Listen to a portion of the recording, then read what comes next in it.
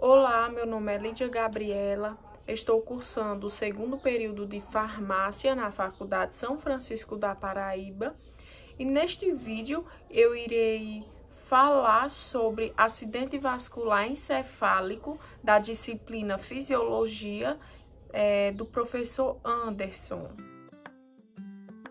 Acidente vascular encefálico, também conhecido como acidente vascular cerebral, acontece quando vasos que levam sangue ao cérebro entopem ou se rompem, provocando a paralisia da área cerebral que ficou sem circulação sanguínea. É uma doença que acomete mais os homens e é uma das principais causas de morte, incapacitação e internação em todo o mundo. E quanto mais rápido for o diagnóstico e o tratamento do acidente vascular encefálico, maiores serão as chances de recuperação completa.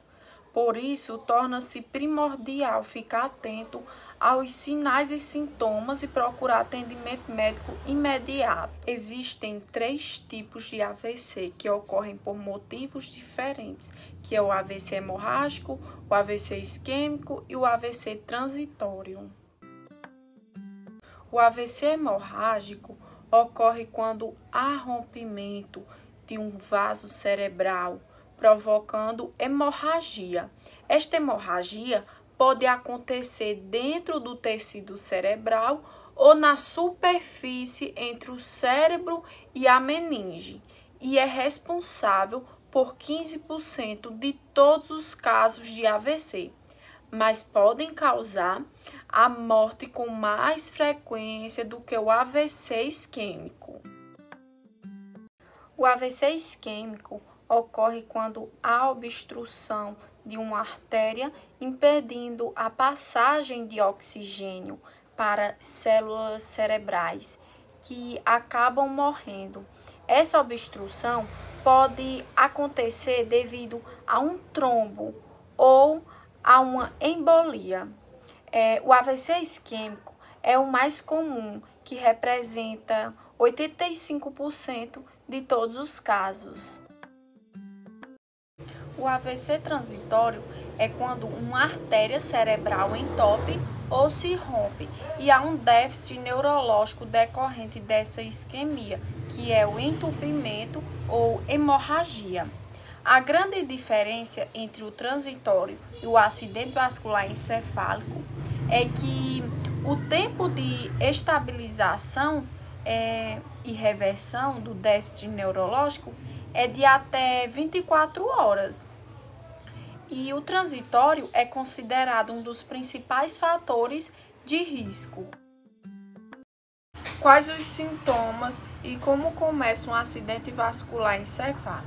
Então, os principais sinais de alerta para qualquer tipo são fraquezas, formigamento na face ou no braço, especialmente em um lado do corpo, confusão mental, alteração da fala ou compreensão, também pode ser alteração na visão em um ou ambos dos olhos, alteração do equilíbrio, da coordenação, também da tontura, alteração no andar, dor de cabeça súbita, intensa, sem causar nenhum aparente.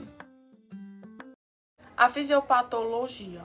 O isquêmico é causado por uma obstrução súbita do fluxo arterial encefálico. A origem do AVC isquêmico, ele pode ser trombótica ou embólica. Nas situações em que não é possível determinar a causa do AVC isquêmico, mesmo após a investigação correta, ele é denominado de AVC criptogênico. E o que difere o AVC embólico do trombótico é a origem do trombo que ocasionou a obstrução. No AVC trombótico, o trombo formado na própria artéria envolvida no AVC. Já no embólico, ele é proveniente de outra região e se desloca pela circulação até impactar na artéria cerebral. Formação de trombo. Então, pode ocorrer formação de um trombo em determinada artéria, carótidas ou arco aórtico. E esse trombo é deslocado pelo fluxo sanguíneo até obstruir uma artéria cerebral de calibre menor, ou pode ser do tipo cardioembólico, quando se formam trombos intracavitários devido a algum prejuízo cardíaco, como a fibrilação atrial ou o infarto agudo do miocárdio, e também pode ser o cardiomiopatia dilatada. Já na morte celular, o padrão de morte celular depende da gravidade da isquemia.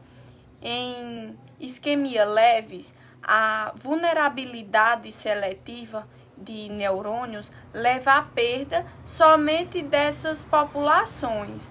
Já numa isquemia grave, ocorre uma necrose neuronal seletiva, onde todos os neurônios morrem, mas as células glias e vasculares são preservadas. Outro fator envolvido na fisiopatologia do acidente vascular encefálico é o edema cerebral, onde a isquemia leva ao edema vasogênico quando o líquido intravascular extravasa para o parênquima cerebral. Esse edema costuma ocorrer alguns dias após o acidente vascular encefálico e pode causar herniação cerebral e, consequentemente, levar a óbito. Além do edema vasogênico, pode ocorrer o edema citotóxico, que a isquemia causa redução do ATP intracelular e sem energia as bombas iônicas não funcionam. Também uma das principais bombas das nossas células é a bomba de sódio e potássio. Sem ela, não há o equilíbrio iônico e pode ocorrer um influxo de sódio e cálcio para o interior dos neurônios. E, consequentemente, com a entrada de sódio, há também a entrada de água nas células, causando um edema celular importante que pode levar à ruptura neuronal. As causas mais comuns do transitório são a presença de coágulos de sangue que bloqueiam temporariamente o fluxo sanguíneo para o cérebro. Estes coágulos podem ser decorrentes de alguns motivos, como os danos arteriais, decorrente de colesterol alto, que são arteriosclerose, pressão arterial elevada e a formação de coágulos no coração, decorrente de infarto recente ou anomalias cardíacas, que viajam através da corrente sanguínea para o cérebro, enquanto que o hemorrágico é consequência de uma ruptura de estruturas vasculares cerebrais. Tem como causa principalmente a pressão alta descontrolada e a ruptura de uma aneurisma. No entanto, também podem ser provocados por muitos outros fatores, como hemofilia, outros distúrbios, coagulação do sangue, ferimentos na cabeça ou no pescoço, tratamento com radiação para câncer no pescoço ou cérebro, também pode causar aritmias cardíacas, doenças das válvulas cardíacas, defeitos cardíacos. Então, existem diversos fatores que aumentem a probabilidade de ocorrência de um acidente vascular encefálico, seja ele hemorrágico, isquêmico ou transitório. Os principais fatores causais das doenças são hipertensão, diabetes tipo 2, colesterol alto, sobrepeso, obesidade, tabagismo, uso excessivo de álcool, idade avançada, também pode ser o sedentarismo, uso de drogas ilícitas, histórico familiar. Diagnóstico do acidente vascular encefálico é feito a partir da identificação do déficit neurológico focal súbito que acomete o paciente, ou seja, é clínico. Contudo, não conseguimos diferenciar o tipo do acidente vascular encefálico, se é isquêmico, hemorrágico ou transitório, apenas pela clínica, sendo obrigatório a realização do exame de imagem para tomar a conduta apropriada. Portanto, para a definição do diagnóstico, podemos utilizar algumas ferramentas, que são os exames de imagem, tomografias computadorizadas, ressonâncias magnéticas e exames complementares.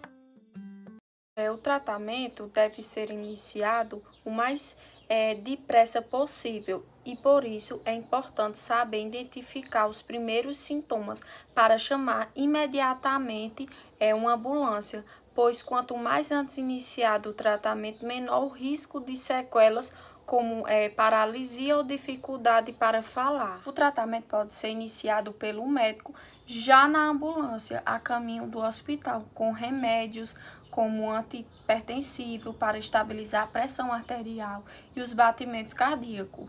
Também pode ser o uso de oxigênio para facilitar a respiração, além do controle dos sinais vitais, como forma de restaurar o fluxo de sangue para o cérebro. Após o tratamento inicial, deve-se fazer a identificação do tipo de AVC através de exames como tomografias e ressonâncias, já que isso influencia os próximos passos do tratamento. Para o tratamento de AVC isquêmico, acontece quando um coágulo bloqueia a passagem de sangue um dos vasos do cérebro.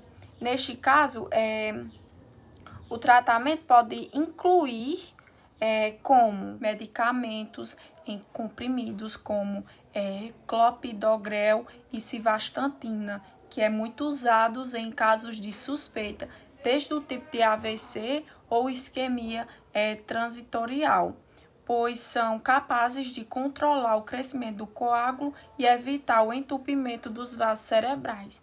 Pode ser também a realização trombólise com injeção de APT, ou seja, é uma enzima que deve ser administrada somente quando o AVC isquêmico já está confirmado com tomografia, devendo ser utilizada nas primeiras 4 horas, pois destrói rapidamente o coágulo, melhorando a circulação sanguínea para a zona afetada. O cateterismo cerebral, que em alguns hospitais, como alternativa à injeção do APT, é possível inserir um tubo flexível que vai desde a artéria da virilha até o cérebro para tentar remover o coágulo ou para injetar remédios anticoagulantes no local. Também pode ser o controle da pressão arterial com antihipertensivo, como captopril, que é feito nos casos em que a pressão arterial está elevada, para impedir que esta pressão alta piore a oxigenação e a circulação de sangue no cérebro.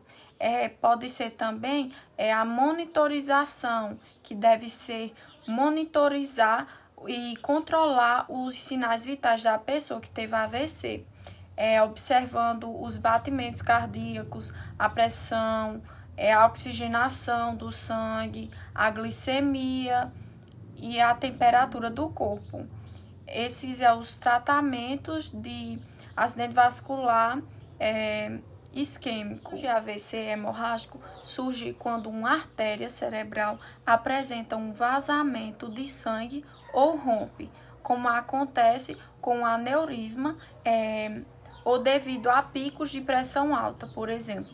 Neste caso, o tratamento é feito controlando a pressão arterial como antihipertensivo, além do uso de catéter de oxigênio e monitorizando os sinais vitais para que o sangramento seja controlado de forma mais rápida. E nos casos mais graves, em que há rompimento completo da artéria e é difícil parar o sangramento, pode ser necessário fazer uma cirurgia cerebral de emergência para encontrar o local do sangramento e corrigi-lo. Em casos de AVC hemorrágico grande, também pode ser feita a cirurgia de descompressão cerebral, pois é comum haver uma irritação e inchaço no cérebro pelo sangramento. O transitório tem cura e o tratamento depende da causa.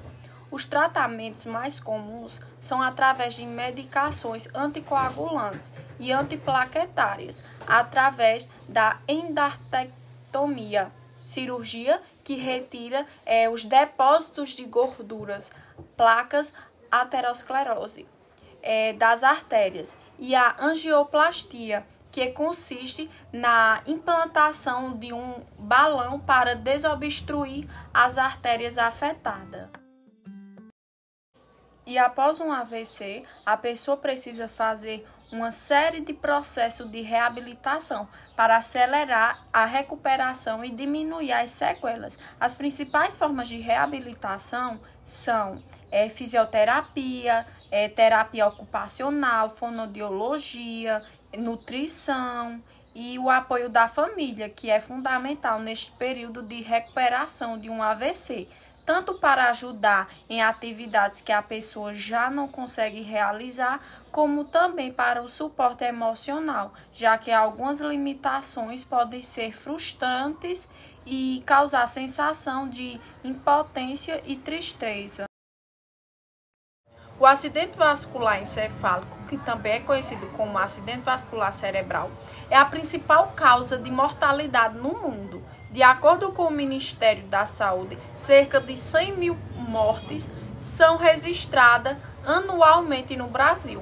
Para alertar sobre a importância da prevenção, tratamento e reabilitação, a Organização Mundial da Saúde estabeleceu o dia 29 de outubro como o Dia Mundial do Combate ao AVC. A campanha de conscientização enfatiza a importância do socorro imediato para a redução nas chances de sequelas do que são acometidos pela causa.